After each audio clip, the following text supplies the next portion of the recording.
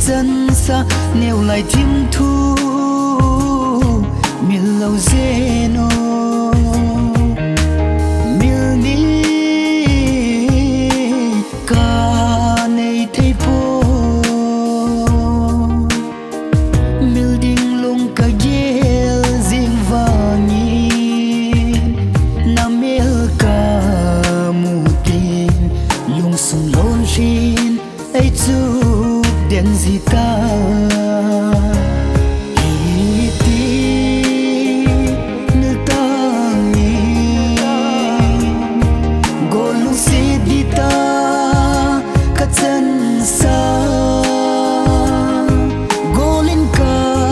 lung si na ai hết thiên pi lệ chung hi bằng lo min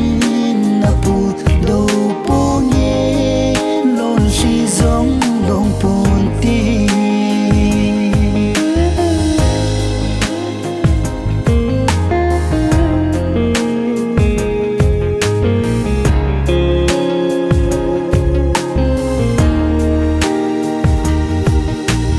golin kalung sina nay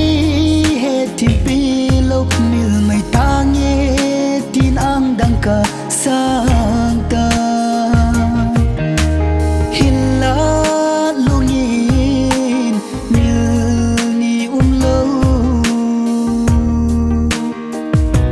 thấy thu dia golin nay phal hi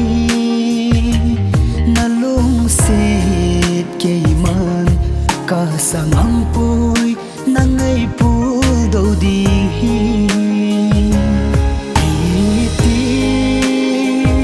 na tangi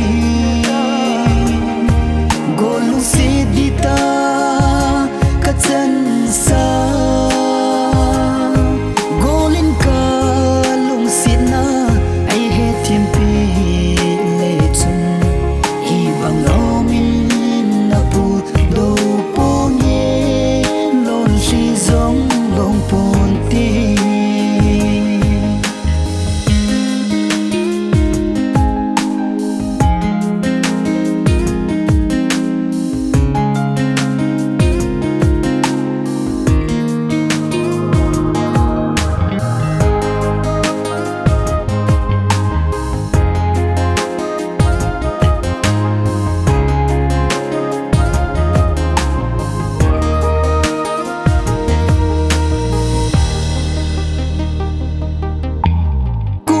ra kỳ hayin paleni kho acha zingin hela lung sin namang